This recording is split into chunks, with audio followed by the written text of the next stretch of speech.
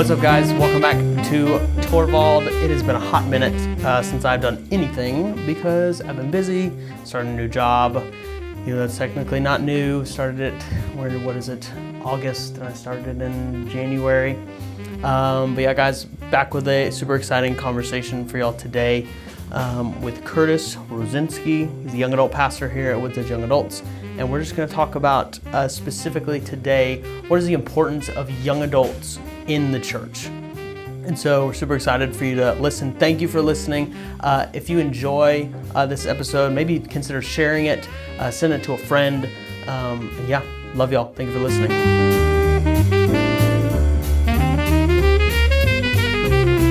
Curtis Rosinski. What's up, bro? How are you?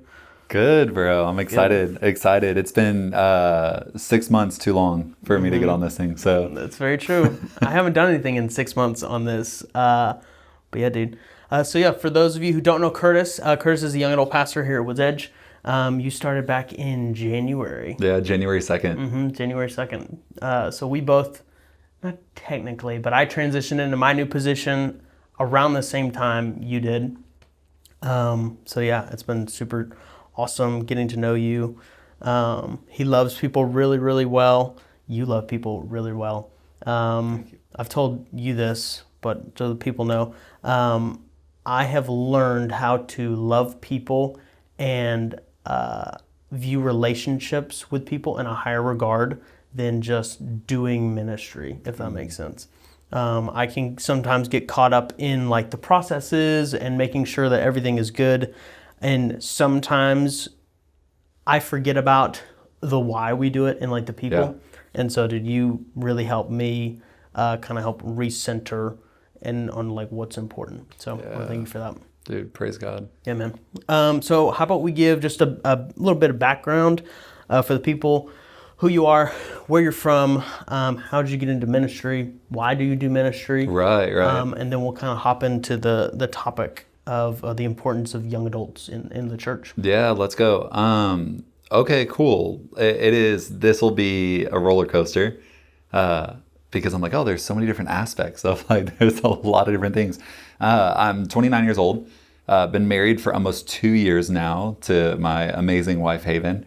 And we met in Atascocita, Texas, when I was previously working at another church out there. And so I originally kind of like went on staff. This was the first time like working on staff at a church as a student pastor, and then slowly transitioned out of student ministry to kind of oversee all of the life groups, community groups to some people. I think every church calls it a little bit different. But I started to oversee our life groups, our young adults, our welcome team, and kind of like events on our campus as well. And so we were at a satellite campus. So this was a big church from here in the Woodlands and a satellite campus out there in Atascocita, and it was awesome. That's where I met Haven. It was really cool. I'll just highlight this, but she was, man, there's a Billy Graham rule. This has kind of been like something that he is always, this was one of the first things that I heard about was like, man, be above reproach. And to me, it was really significant because a lot of people would share stories about Billy Graham and the way that he always tried to stay living above reproach, about like above accusation, to where nobody would be able to like, you know, be like, oh, like you put yourself in a weird situation. This is something that could have happened.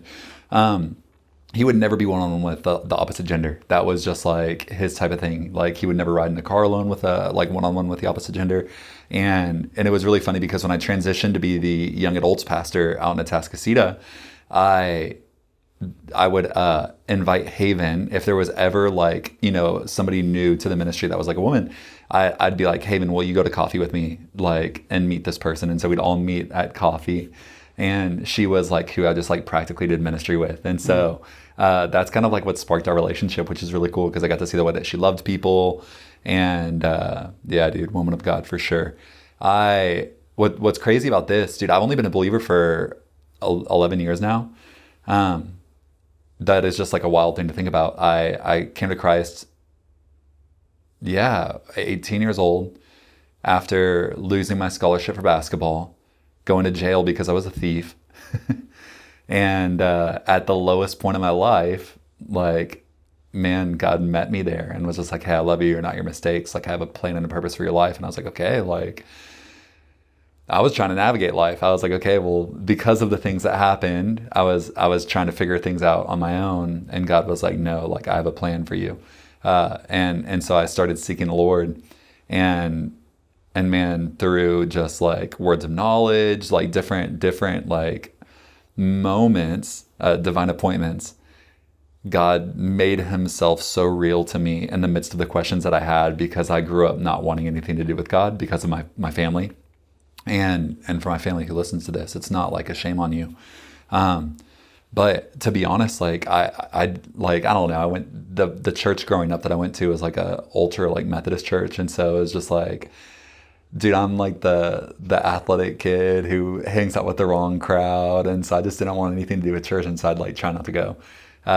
But yeah, gave my life to Christ, went to Sam Houston, transferred out of Sam Houston to go to Grace School of Theology, and was working at Woodlands Christian Academy. And that's when our student pastor reached out to me, that I was like at the church that I was at, reached out and was like, hey, we have a position over in satellite campus. And so I know that's a lot. There's like a lot of like, but I'd even start with like where I like grew up. I like grew up in this area, but yeah, man, it's been a ride. It's been really beautiful to get to come to Woods Edge. As we were praying about what the next season of life had for us, all I know is that the Lord said, hey, it's time for you to close the book. And he said, I'll worry about what's next. And so I closed that book about a year ago now, actually, which is really crazy. And I didn't apply anywhere. I was just like, okay, like, I think you could panic apply to hundreds of different places.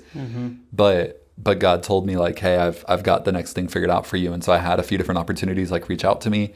And as we were praying and navigating through a lot of them, like we were attending here because of the prayer night. And I was like, man, I just want to be a part of this. If I never, like, there were opportunities outside of ministry, like vocational ministry, that I was seriously considering because I just didn't know. I was like, man, I could love people and make his name known outside of the walls of the church, and I'd be fine. Like, evangelist at heart. Like, I was like, I'll be okay. I'll talk to a wall, bro. I mean, it doesn't matter. I'll talk to a wall outside of the church, and that wall will like hear about Jesus. I don't know, but it was actually really cool because I remember telling people, I was like, man, if I never do vocational ministry again, this is where I'm going to go. Like, this will be my home church. And God is just so good about opening up an opportunity for me to step in and to be able to invest in young adults here at Woods Edge. It's been amazing. So yeah, 6 months in, well, a little over 6 months now. It's like 8 months now, right? Yeah. Like the start of 8 months. But yeah, I'm excited for what God has. Excited. I don't have a lot figured out, but I'm excited about what the Lord's doing. So it's awesome. Yeah. So one of the questions is like, okay, what the topic is, why is it important for young adults to be in the church? Why is it important for the church to invest in young adults? Whenever you were a young adult, like let's just say in between the ages of like, I mean, this could be high school or into like your early mid-20s, were you in areas, were you in ministries, were you with people, leaders? Did you have people who recognize the value of pouring into you? Do you have any like experience with that? I do, yeah. I'm really thankful. Actually, like one of my friends, he's going to be teaching tonight at Young Adults, and he was my associate campus pastor when I moved to Atascocita. And dude, our campus pastor and associate campus pastor are just phenomenal. Like, they were unbelievable. I have nothing bad to say about them because the way that they invest in people, because people are what matter. And they saw the best in me when I wasn't offering maybe the best at all times. And it was just like so cool where they really took discipleship really serious. Like they were great leaders, and they saw the value and the potential that I had, which isn't a lot, but they saw. And they were like, man, we want you to be the best version of yourself. And so I would say early on, it was a really weird dynamic because yes, they're my boss, but there was this coupling of like, hey, like I actually like, I want to do life with you at the same time. And I really want you to be like the best version of yourself, like not for the job that you're in, but just to be the best version of yourself. And so they heavily invested into my life. And Yeah, I would say that was something that really kind of helped me. They would just come and like put like books on my desk. Like they were two avid readers, and whether it would be leadership books or spiritual formation books, or and they just ask questions. Like they just bring me into the office and just ask questions of just like, man, like how are you like formulating these things in your head? Like how are you like starting to like process and apply different things that the Lord is teaching you? And they were kind of like a soundboard for me as I'm like growing and navigating, because I will say, dude, vocational ministry is very difficult. Like it is wildly difficult because one, I'm not perfect. Like, and I think a lot of people look at pastors and they're like, okay, they've got it all figured out. And the reality of it is like, that's actually like the farthest thing from truth. Like I might have like sound theology, where it's like, okay, I have like a great understanding of who God is. Like I know God's promises for my life. Like I know that there's hope in hopeless seasons. Like I know enough truth to be like, I can formulate a lot of different things, right? Where I'm just like, I have a lot of knowledge. But the reality of it is I still have my sinful flesh. And so whether that's like having to navigate difficult situations with people, like I remember when I stepped into serving, like overseeing our welcome team. I remember one of the occurrences that we had was there were some couples at the church who wanted to be like ultra invested, but they were homosexual couples. And they're like, oh, we want to serve. And like, I remember like even just like having to like navigate these conversations where I'm like, oh, is this like, can this be a thing? Like, how do I encourage and challenge this person? Like, how do I point them to the Lord? How do I not just like kick them out and be like, no, like, but they're like the coupling of like truth and grace and love and equipping and serving and challenging. Like there is just, dude, people are difficult. And like I understand that because of like my own insufficiencies, where I'm just like, okay, like I understand how difficult I am. Like, dude, I'm an emotional head case.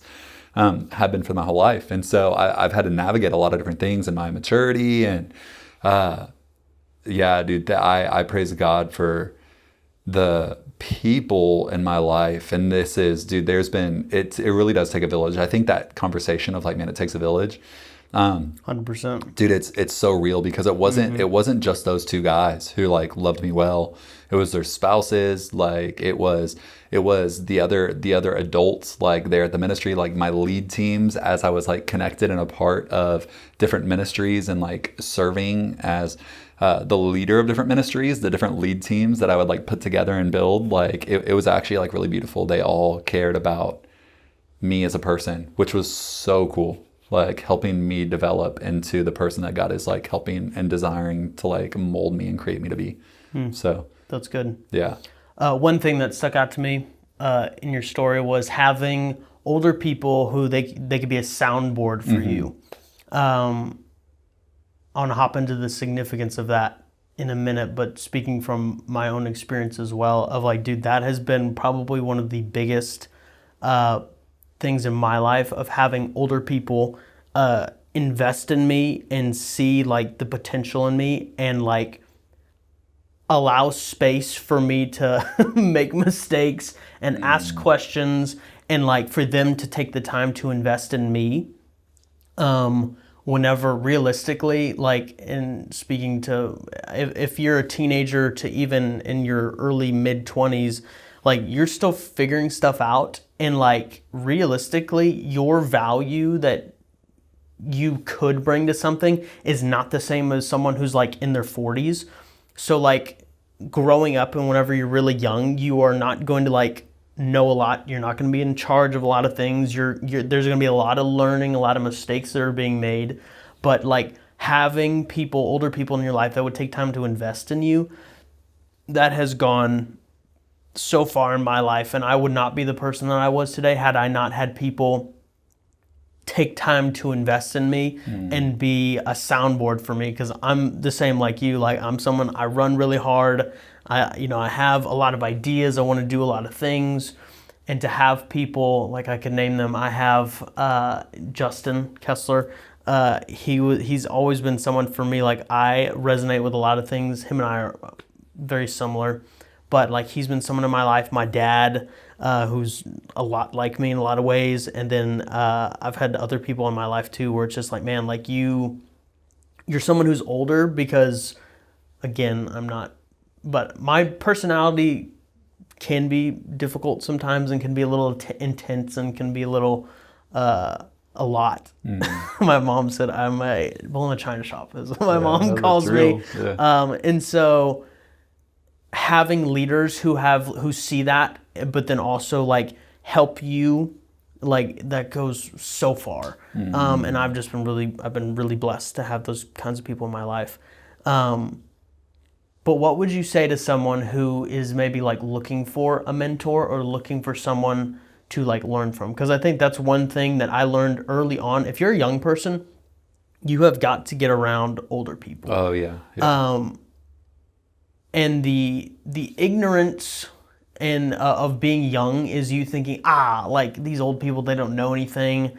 But the older that I've gotten, you realize I really don't know anything. Yeah. And so I would be stupid to not get around older people and learn from them. So what would you say to someone who is like, I want to be mentored. Right. I don't know how to be mentored. Who would mentor me? What, in your experience or in your opinion, how would you go about like coaching someone of like, hey, here's how you get a mentor? Right. Yeah, dude, this is such a healthy conversation to be able to have and a question to navigate. And let me first like preface by this. Like I think a lot of times people will look at like systems that have been set in place and be like, I need to figure out how to get involved in that system. Where it's like maybe, because I think in ministry, if I'm going to be completely honest, like you're kind of given like easy access into like having a wealth of knowledge and people who desire to invest into your life. Like we have elders at this church. Like this last week, one of our elders called me and was like, hey, like I want to figure out how I can like disciple young adults. I want to get more involved in young adults. And dude, he'll be at service tonight. Like, because he's like, man, I want to get around young adults. I really want to be able to like invest in them. I want to commit 2 years of my life to say like, man, I want to walk into life with you so that you can be who God is calling you to be. Yeah. And I'm like, man, praise the Lord. Like being in ministry has helped that. But I will say, and I'll share another experience that I had because one of the guys that I have like leaned on for so long did not come because of my position. And I think that will be more practical for maybe people who are listening to this who aren't in vocational ministry. Yeah. But there was a guy named Herman, and he was actually the dad of our campus pastor, which is really wild. But so again, this like I'm painting a picture where I'm just like, okay, like it's all about who you know. No. He was leading a men's group, and they met outside of the building every Tuesday. And they've been going for years at this point. Like they don't miss Tuesdays unless he's out of town. They still meet. It's baffling. And I remember after interacting with him, Herman, and I'm sure that for those who have encountered people like this, like, man, he's in his 70s. That man like leg presses like 800 pounds. Like, dude, this man is like a beast for the Lord. Just a beast in general, but also for the Lord. He was an Assembly of God pastor for about 30 years. And he just loves people well. Like, he's like, man, I just want to disciple people well. And so he takes every opportunity and interaction that he has with anybody so serious. And every person that has an interaction with him leaves encouraged. Yep. And I remember like after observing that, I was like, I just need to figure out how I can sit with him. And so I started going to that Tuesday night Bible study. And so I'd get there early, and I mean, he'd be over there, like he'd have his praise music on, like praising the Lord. Dude, he's just in his own world. Yeah. But as people come up, like he's, hugging people's necks, having great conversations. He stays after to pray with people.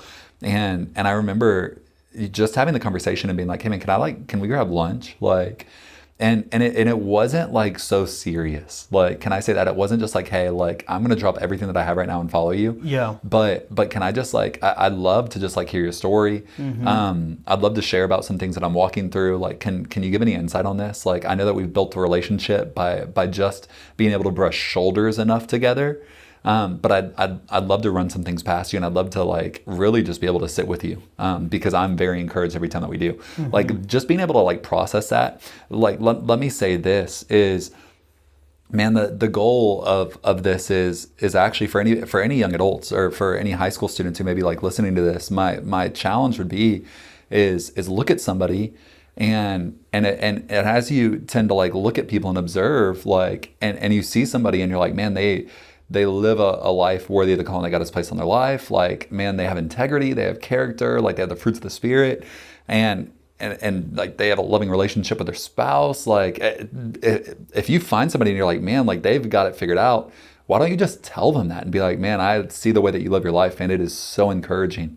Would you mind? Like, I'm actively like trying to figure out like, man, I've come to the understanding that you need wise counsel in your life. I'd love if you would be able to hash out an hour, 30 minutes, whatever that would look like. And then from there, you hopefully continue to build a relationship. I think that's the thing is like, it's a relationship. Yeah. It's yes, like you have 100%. To have relational currency at the same time. You can't just be like, hey man, where are you going? I'm going to follow you. Because if somebody's going to the Exxon, you're not making it past security. Like, that's all I'm saying. Mm-hmm. Like if your mentor works there, it's like, good luck getting on campus. Like, it's like, good luck. And so it all is built off of relational currency as well. So if you're not around, then it's going to be a shot in the dark. Yeah. But yeah.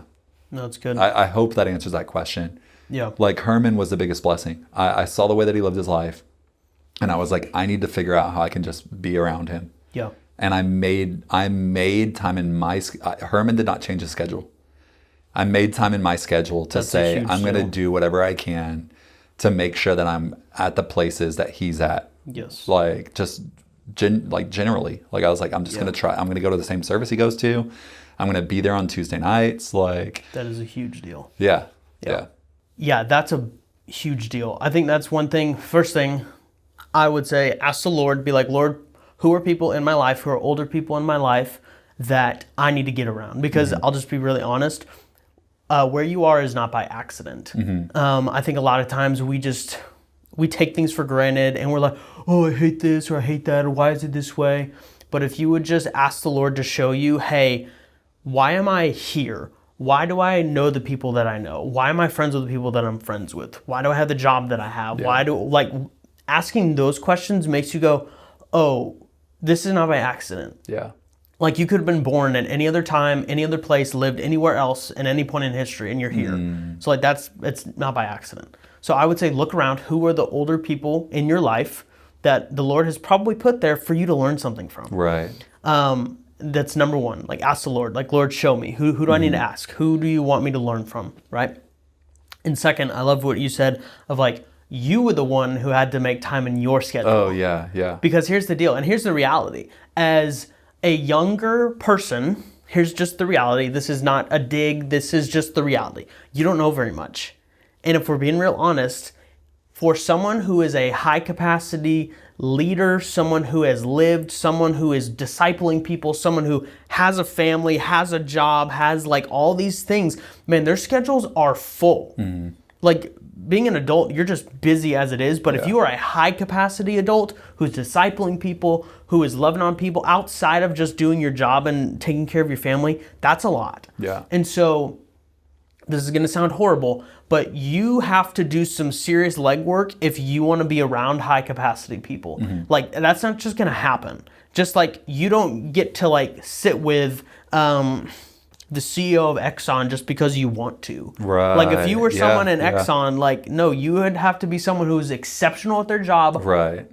And being like not only doing your job exceptionally, but being exceptional in your people skills, who you know, not being a kiss up, but if you wanted to be really good and you wanted to eventually get to that guy, well, you have to, this sounds horrible, but you kind of have to be worth it a little bit. Yeah. And so it's the same thing with people, even in the church. It's the same thing with business leaders. It's the same thing. You have these young people who think, oh, just because I showed up. Okay, cool, dude. Anyone can show up. Right. But you have to make it that person worth their time. Like that sounds horrible, but that's just the reality. Right. Like I have to show initiative. If I want to learn from someone, I would be like, hey man, I have this question for you. Can you answer this? Yeah. Not just like, oh, hey dude, I just like to kick it with you. I think you're a cool guy. You know, it's like, no dude, like they're busy. They got stuff they gotta do. So if you can make it worth their time, then that's great. I'll use an example. Whenever I was learning how to do videography, I had no clue what I was doing. Didn't even know that was something I wanted to be doing. But because of people, so Justin, he made time for me. Like, I kid you not, he let me come over every week, once a week, to help him film his YouTube videos. Oh, that's good. For free. Now, you could say, well, that's free labor. That's, you're taking it. No, I didn't know anything. Like, it took him longer teaching me or just showing me how to do what he was doing than it was if he just did it himself. Right. And so I learned just so much. He took me on a couple of gigs that he did. And so I got to learn like what it was actually like. And so he didn't have to do that. But because I was willing and I said yes, well, then that's how you learn. Like, if you want to learn, you have to put yourself and strategically put yourself in places where you're going to have an opportunity to learn. But then also there's an exchange. It's like, okay, he taught me how to do what he does, but then guess what? I helped him do things as well. Even though I don't know anything, I made myself available. Yeah. And so I think a lot of young people don't know how to do that. They think it's owed to them. That I went to college. I went to It's like, nobody cares. Yeah. Like, if you can't bring value to someone else, Yeah, you're just a burden. You're a burden. And that's a huge thing. It's like, what is your value prop as a young adult? That sounds horrible, but that kind of is the reality. It's like, okay, why should someone, if you want to learn from a mentor, why should they? Yeah. That sounds horrible, but that is the reality. Yeah, and not to be that where, I mean, that is it's a sharp thing to say, but I think there is some genuine truth to that. The picture that I go back to is like, imagine living in the time that Jesus walked like the earth, right? And he's going out there and he's choosing his disciples. Yeah. Imagine being in another country and then complaining like, why wasn't I chosen? It's like, bro, you set yourself up for failure. Where it's like, yeah, like you were on the complete opposite side of the world. And so I think even just that reality where it's like, man, you today, as you were listening to this, here's a nugget. You are the most free right now that you'll ever be. Just realistically. Amen, brother. Like your schedule's only going to get more packed. Yes. You're going to only navigate more difficult seasons of life. Yes. You'll probably have some kids maybe eventually in life. I don't know. Yep. But I think Paul talks about that, and he goes to talk about that reality where he's just like, hey, like, I'd love for your full attention to be here. But the moment that you get married, the moment that you have other things, like you have other devotions, like that are actually like really serious, and God says you need to tend to. And so in that same way, like, and I know that's obviously a conversation of singleness, but I think also in that reality where it's like, man, like you are probably the most free right now in the season that you're in. Yeah. And so for whoever listens to this, like maybe you're in high school, like, brother, you are free. Maybe you're a young adult and you're in college. Great. Like your schedule's pretty free, I would imagine. You are not tied down to anything like wildly significant either, probably, I would imagine. But and so when thinking about the idea of mentor, it's like, man, like free your schedule if you're this serious about it. I would say that a lot of people who complain about like not having a mentor really aren't serious about trying to find one. 100%. They're looking at other people saying like, hey, you should figure it out for me. Like, brother, I'm not going to do that for you.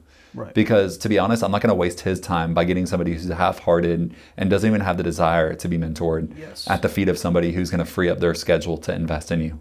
That'll be a waste. Like, and where it's like, no, like go out of your way, and do what you can. If this is serious, and let me encourage you, getting a mentor is serious. Like sitting at the feet of like elders, older people is so important. Yes. I just cherish that. Every opportunity that I get, I'm like, honestly, like I will hash my schedule out for that. Yeah. And can I even say, there are some people that think that's like a cool thing. Be like, dude, I'm getting mentored by so-and-so. Dude, like, awesome. Yeah. That's you, but coming at it from that perspective is not a healthy perspective. Yeah, not at all. You have to come at that from a very humble perspective. Yeah. Like, you are not coming to like take from them to be like, oh man, yeah, I hang out with so-and-so. It's like, dude, no one cares. Yeah. Like, that's not the heart posture that you should be taking it from, of like you're just trying to get to know people and like, oh hey, check out, see who's in my phone. Like, bro, no one cares.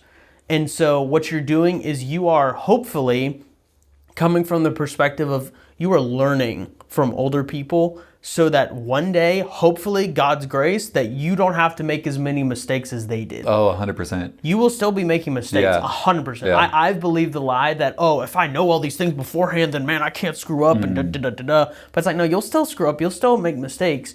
But what it benefits is that you are learning. Yeah. And that you are like, okay, man, okay, that's what it looks like to be married and have 3 kids. Yeah. And still be a pastor and do the, okay, man, I got to see that up close. Like, okay, man, Yeah. these people are real people too. And I can call them because yes, 100%. now, like that's the reality Yeah. is like, oh, I've got an important decision. I've got a life-altering decision that's coming up.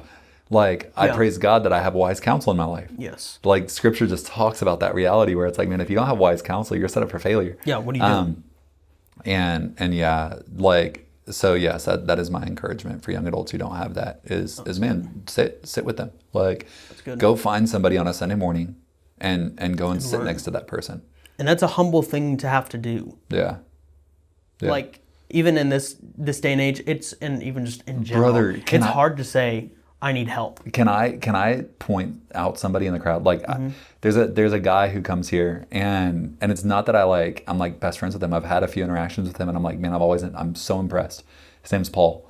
On prayer nights, he's the one who brings up like Pastor Jeff's podium. Oh yeah. And dude, he's a background guy. He shows up, but he goes to the prayer service before the prayer service.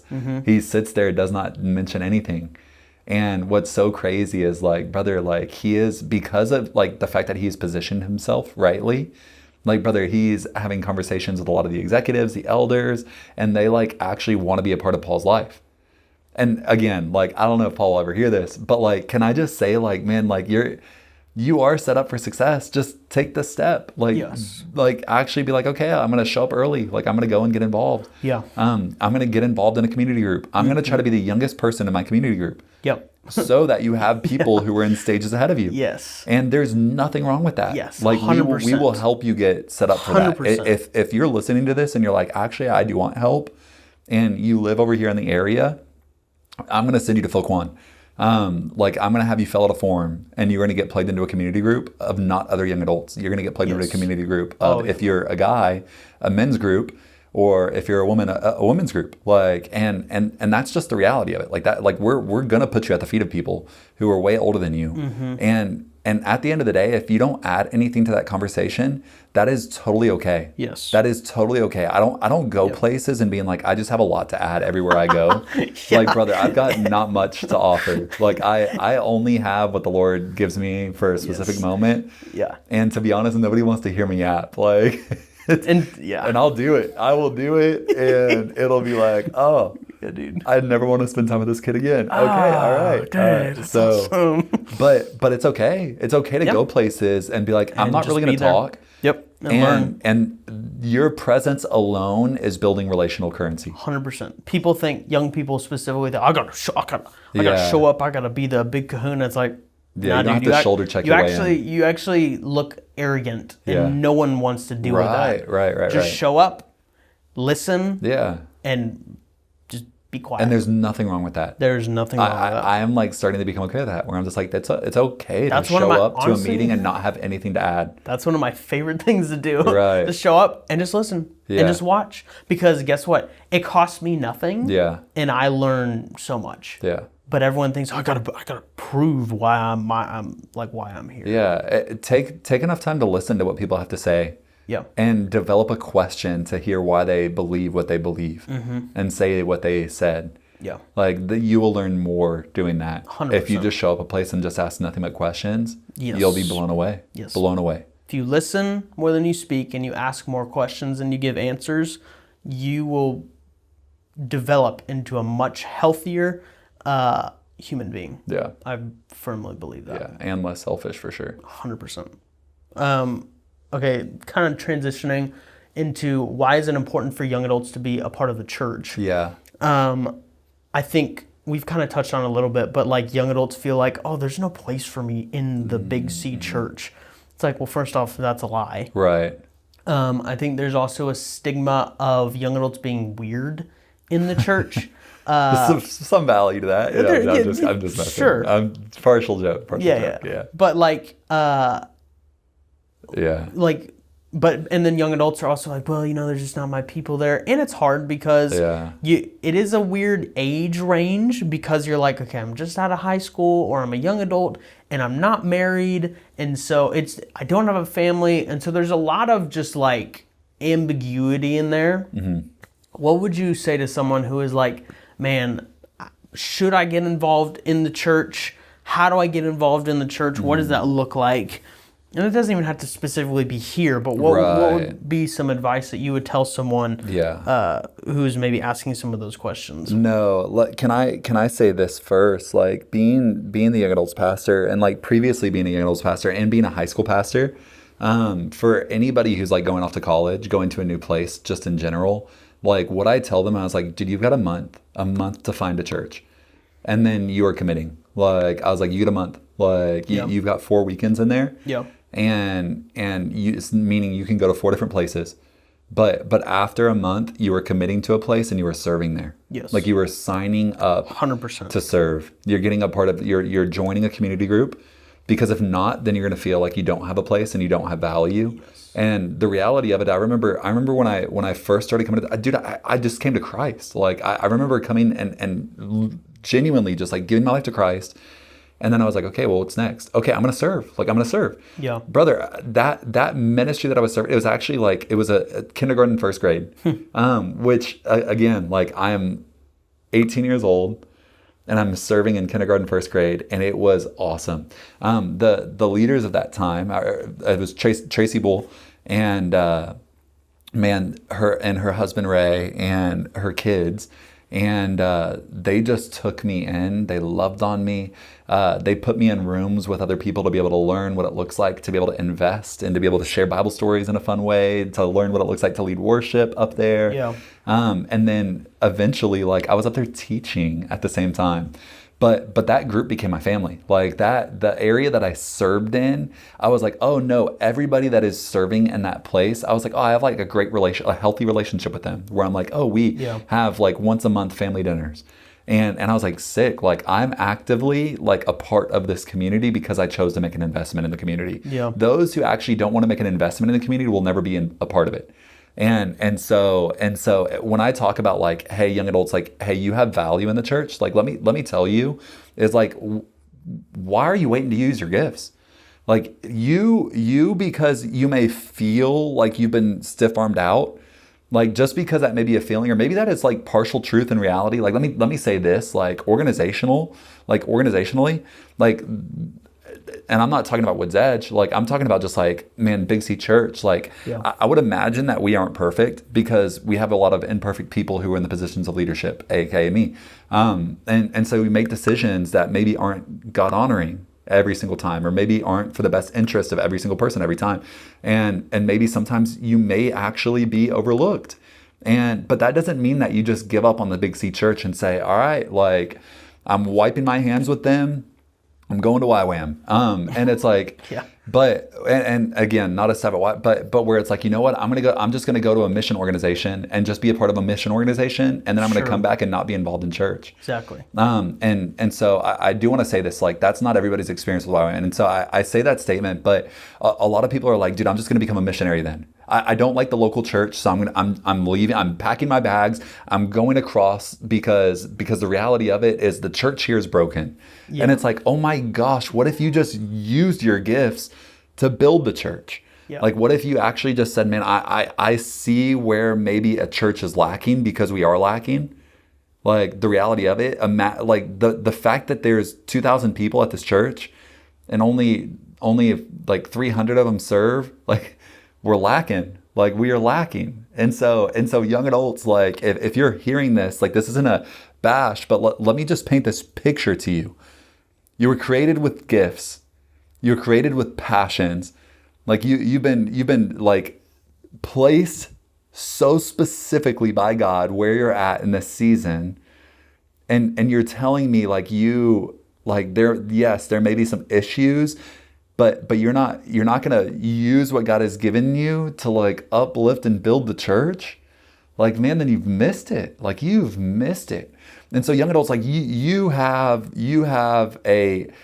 should be like feeling a burden to say, like, man, like, when I was a welcomes team pastor, like I oversaw all of our first impressions. Let me say this: there's for those who come on a campus, this was just Barna posted this statistic, and they said people will normally give, like, going to a new church, still 2 attempts. If they have 0 like meaningful interaction after 2 attempts, they're never coming back. Yep.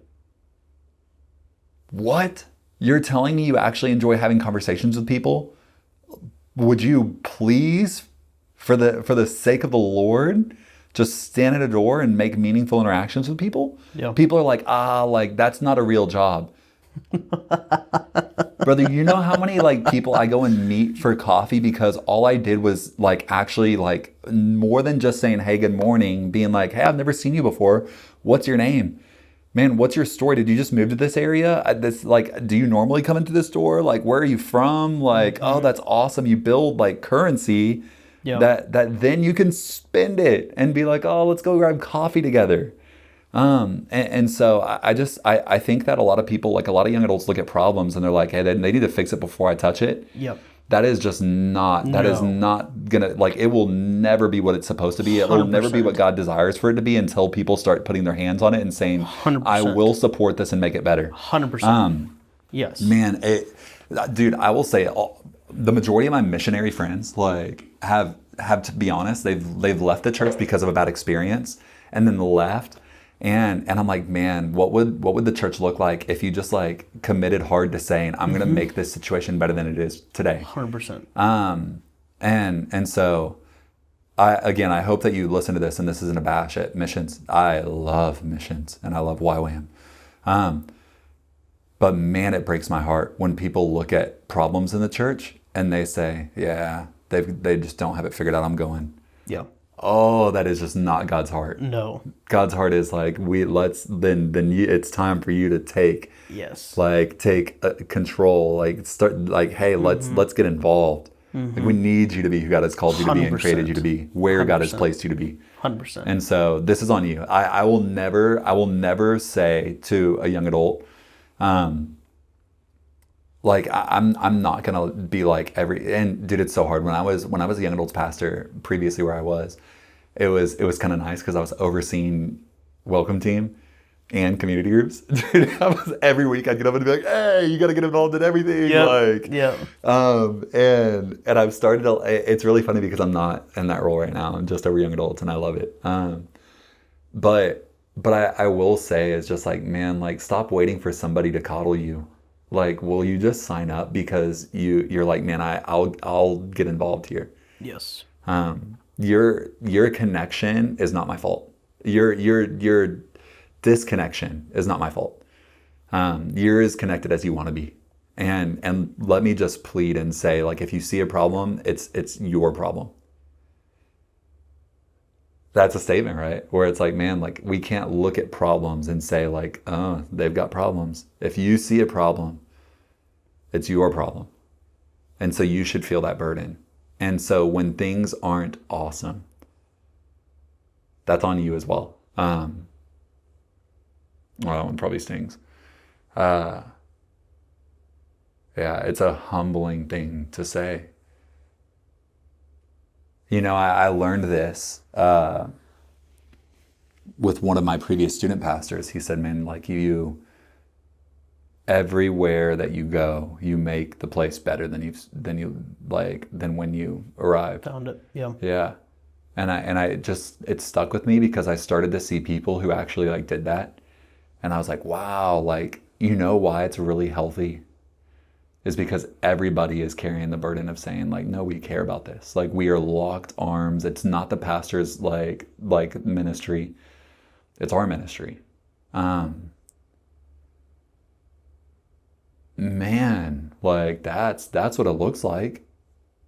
And so, yeah, that's my encouragement and challenge. Yeah, no, 100%. Everything that you just said is, that's spot on. And that specifically is something that and you know me, there are very few things that fire me up and get me like excited and also very like passionate in terms of like what should be important to people. Dude, the local church is the only thing worth building.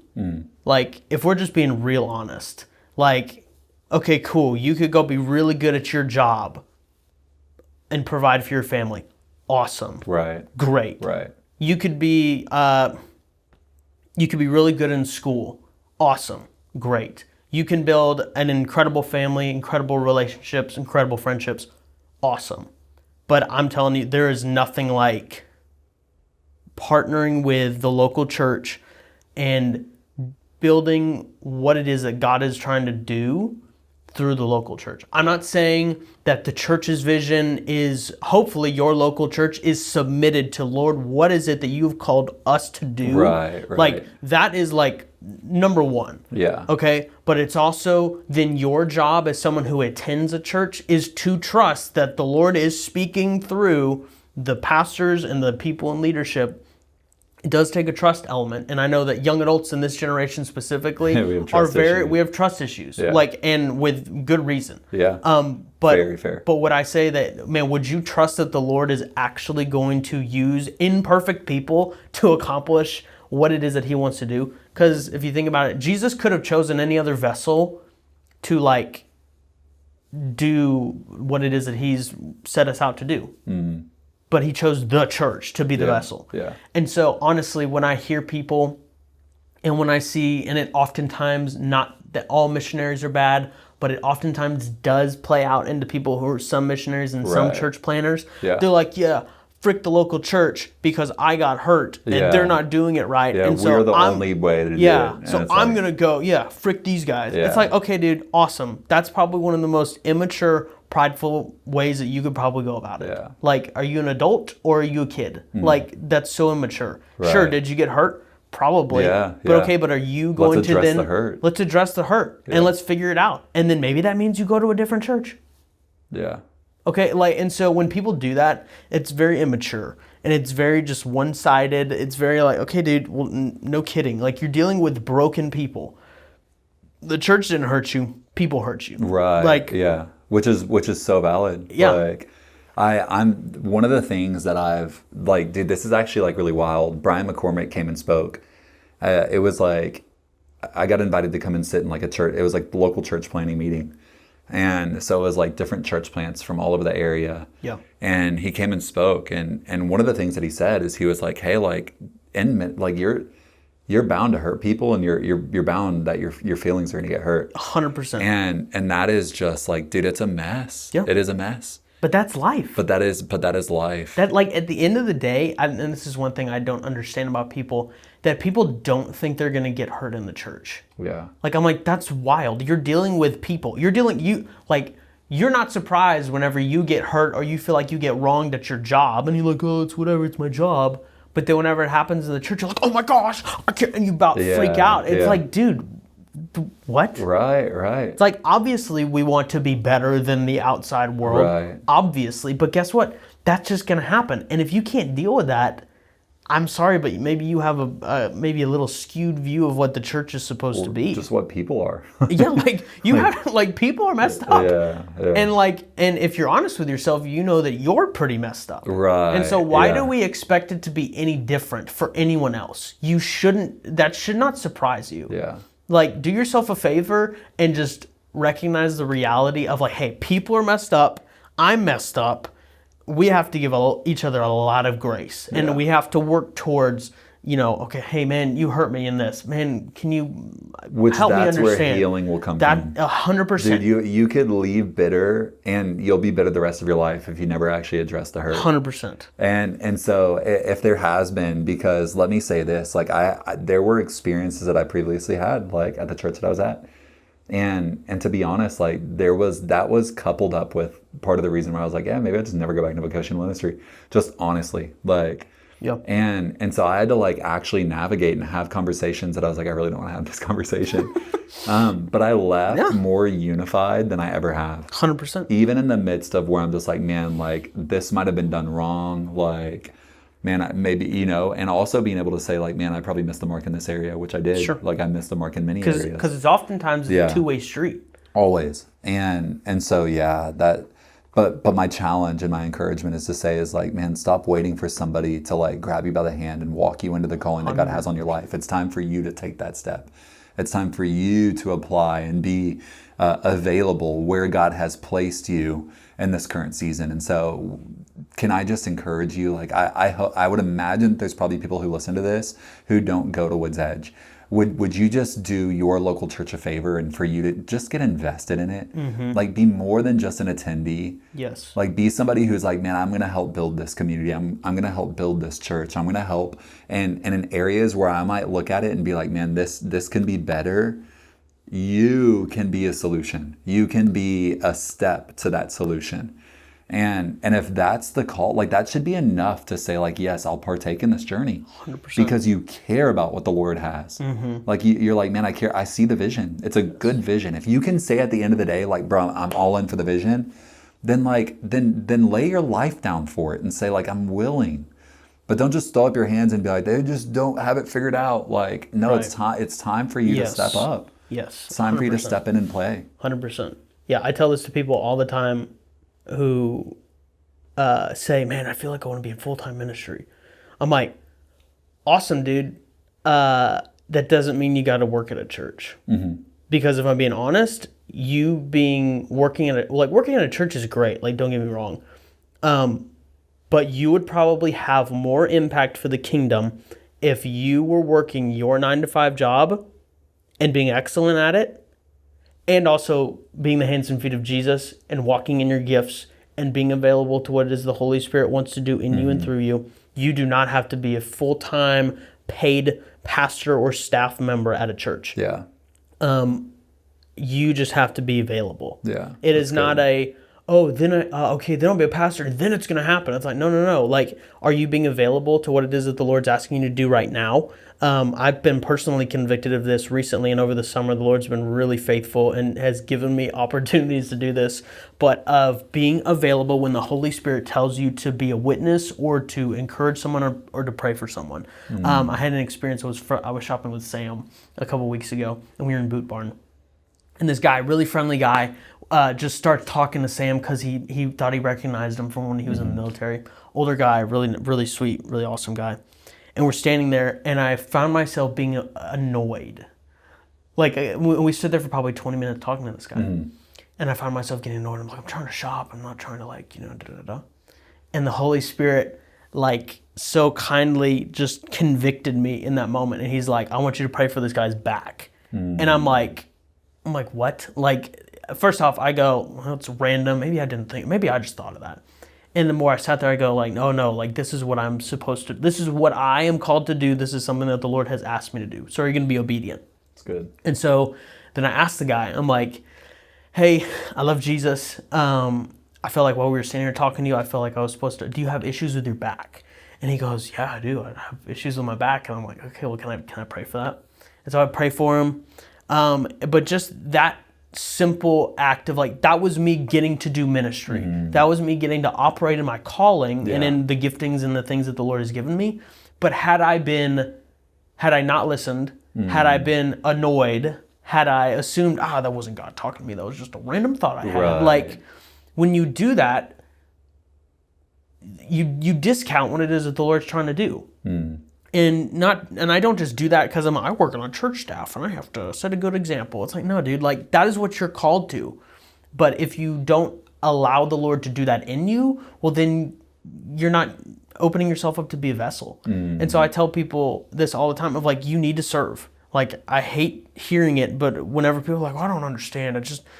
I don't feel like I'm connected. It's like, I'm sorry, but like, that's your fault. Yeah. You haven't put in the work and you have not said, hey, I'm not coming to church to be a consumer. I'm coming to be a contributor. Yeah, that's good. I'm going to come and I'm going to give myself and lay down myself to love people and to serve, because that's what Jesus did. Yeah. Jesus didn't show me like, I'm God, come serve me because y'all are all idiots. It's like, no, he came and he died so that we could have freedom. Yeah. He came and served the lowest. He came and He healed the lepers. He took care of he washed his disciples' feet. Like all of those things, he came and served. And so it should not be far from us to be the servants, Yes. to be the people that love Yes. people and Yes. serve people. Because if we Yeah. don't, then what gospel are we living in? Yeah. What Christianity are you living in if you are not loving people and if you're not being available to what it is the Lord is trying to do in you and through you? And if you're not, I'm sorry, but that's selfish and that's immature. Yeah. Yeah. Yeah. You have value. Yes. You do have value. And to be honest, like I think the church, like Big C Church, I would say that the reason why so many young adults are so discouraged at just the state of the church is because a lot of people aren't giving young adults like a voice in the church, and they're just like, it's just like the way that it's been for the longest time. Sure. And Or there's been no young adult involvement. Right. Or even just adult involvement in general. But you can change that. Yes. You can change that. Let me tell you, would you just be, if God is opening up the door for you to be on the welcome team, would you be the best welcome team volunteer Yes. that they have ever had? Yes. Like God will give you favor. Like, and the reality of it, like I remember one of the volunteers that, dude, again, total God move. But when I took over the welcome team, there was a guy that I was like, man, I really want this guy's involvement. His name was Matt. He's taller than I am. So cool. That's wild. Yeah, married, has like 3 kids, and I was like, man, like I just think he would be a great asset and value. And so I encouraged him, I challenged him. I was like, Matt, like I want you to serve with me. Like, will you come and welcome with me at doors? Like, will you stand with me and just have conversations with people? Dude, he became like the head of our welcome team. With like just genuinely. That man was a machine. People would come up to me who have never been at the church before and been like, man, I came in because I mean I would wear like a name tag and it'd say like staff on there, and people would be like, man, and the conversations that I would have with people when I started to find out like if they were new, I'd be like, man, how was your experience? Like, did you have any meaningful interaction with anybody? And everybody would be like, Matt, like that guy. They'd point it out, like the tall guy. Let's I'm like, go. yes, that's Matt. Praise the Lord. That's awesome. But because of the way that he loved them, they were like, yes, like I'm actually going to get involved and connected. Yeah. And who are we? Like, bro, we are here to plant seeds and to water.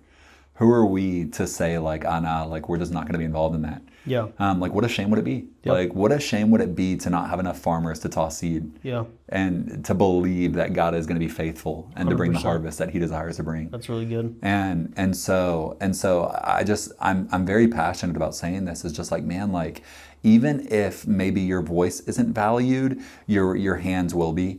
And let me tell you, like God will Yes. really honor you if you say, I will commit to a place that maybe I might not have the authority to have a voice in this situation at this time. I'm still going to be a faithful servant. Yes. Like God will honor and bless you. Like you will leave more satisfied, fulfilled. Like you'll be excited about what God is doing. Like, yes, it may be difficult at sometimes, but to be a part of what God is doing, to reach communities and man, to disciple people and to sharpen people and to help people be who God is calling them to be. There's no greater joy to be involved in that than anything else. And so, I'm just really passionate about that. It's time for us to turn our affections towards the local church.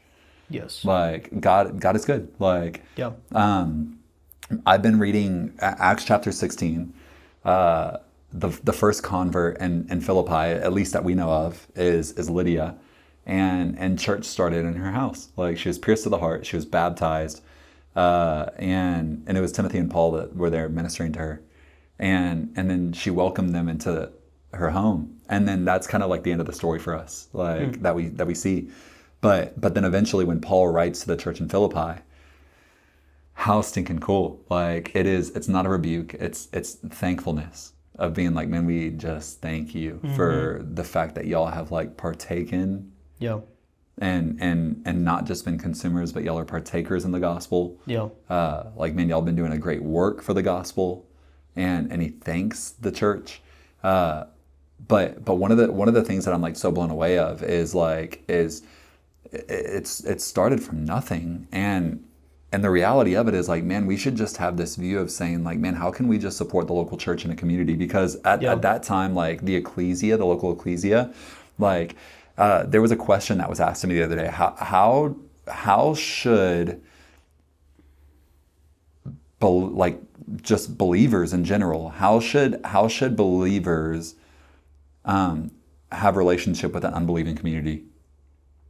I wanted to word that right, but the premise of this question was like, man, how should Bible believing Christians interact with an unbelieving community? And for a lot of us, like, let me say this, is like, we have like this model. I think the American church is like, hey, we build churches and people will just come, and we throw events to get people into churches. And it's like, shout out to y'all. But that is not what I read in my Bible. It's really not. The local ecclesia in Acts chapter 2, like when we first see the early church start, it paints this picture of the reality where it's like, hey, they actually take care of the needs of the community, regardless of if they're believers or if they're not. Yeah. They're like, man, we're going to invest into this community. Like we play a role into the community that we've been placed. And so for that house in Philip, I just imagine this picture of like, what would it, like, I just started a Bible study at my apartment complex because of this. Like, I was like, man, I believe that I've been placed in this apartment complex to reach the people who are my neighbors. And so I'm not just going to say, hey, you should come to church with me. Like, hey, we're going to come to you. We're going to feed you. Like once a month, we're going door to door and knocking and saying like, hey, would you come and join us? Like, I want you to be able to meet your neighbors. And then through meaningful interaction, we start to tell them about the Lord and God's goodness. And we invite them to come be a part of our weekly Bible study. But the reality of it is like, man, like our community tends to the needs of the people who are in the community. And what would it look like for the church to be talked about in unbelieving communities and said like, man, I don't know, but I'm so thankful to have a church like their church, the church, and the community that I live in, because they really do care about the people in this area. You don't hear that. You don't hear that. No. And I'm like, man, what if that was the conversation where it's like, man, like, I believe that in this, like Paul's writing this and I mean, he talks about that reality where he's like, man, your works are being talked about. I don't know, like that just hasn't been a conversation, but I've been so convicted recently where I'm like, yes, like the local church can make an impact in their community. Let's go back to what it looks like. The local church making an impact in the place that they've been planted. Yep. And it's like, man, 10-mile radius, 5-mile, 2-mile radius. Like, let's do it. Like, let's be the church. 100%. And so I've been so inspired to say, let's not, like, yes, you may have critiques of the church. Let's just support the church in its endeavors and say like, we are going to reach this community because God has placed us here. Yeah. Like, it's changed my whole outlook. 100%. Like to be honest, like I've had interactions like again previously where I've just been so discouraged and disheartened. And I'm like, no. I love this place. I love this church. Yes. Like, how can we make this church, how can we make the Lord be talked about in this community? That means this church is being what the ecclesia originally was. Yeah. Like really invested in this community. Yes. And so my whole affection has changed. Where I'm like, I'd do anything for the church. Yeah. Like, and so I hope that whoever is listening to this would be encouraged and challenged to say, man, you have a role to play. You have a role to play. And if you have questions, like reach out. But it's time for you to be a solution and not just another question mark on your head. It's time for you to be like, not throw your hands up in the air and say, I don't know, and be like, okay, I will take a step of faithfulness. Yeah. That's when we'll see God really bring revival to this church and to this community. That's good. Yeah. That's good. Yeah. Well, Kurt, thank you for coming on and sharing your heart for young adults, for the church. I think it's more valuable than you think it is. So thank you for your leadership. Thank you for the way that you build up and encourage people around you. And yeah. Can I say this one more time? Sure. I really I know that when I was talking about missions, it was sharp. And I really want to say this, like, my best friends are people who have like devoted their life to missions. I do life with them and invite them into everything that I'm doing because I know that they would be extremely valuable in the local church. Yeah. Like, I choose the people that I want to run with as like people who are mission minded and missionaries. Because let me say this, I think that a lot of people who go into missions, like, they do have eyes and see things a little bit different. We need them. And so, like, I will say that, like, even one of the most recent interactions that I had with somebody, her name's Lauren, she used to be like super involved here. And my wife and I went and got coffee with her, and we were talking about, like, what are you passionate about? What do you want to see with young adults? Like, what are you dreaming of? And she's like, man, I just want local missions, like local missions.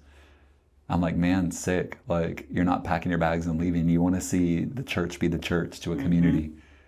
That's what, like, and so that's what I say is like, please, please, please, if you have issues with a local church, would you help find a solution? I've had too many interactions with people who have been so bitter and they just toss all of the things. Like, dude, I will say I've seen people like burn out their faith because 100%. they went to a mission, like 100%. They got involved in a mission organization, they come back, they're super unsatisfied, so they actually like don't get connected to any church. Yeah. And I'm like, man, like, you have so much value. Yep. And I'm like, man, I don't want to have those interactions anymore. Yeah. And so that's why I said that so sharply, is just like, hey, like, I love mission organization. I just went on a mission trip 2 weeks ago. We got to visit the YWAM base there in Puerto Vallarta. It was so cool, dude. There was only like 5 people there. It was so cool. They like do English classes and Bible studies, but it's like, man, I know that what they're bringing back is their love for the local church. Like, they're actively there, involved in the church that we went and visited to support. It's awesome. I was like, oh my gosh, praise the Lord. That's cool. Like, that's what it should look like. Yeah. And missions should support the local church. It's awesome. So please don't throw up your hands. Support. Yep. Yeah. That's good. All right.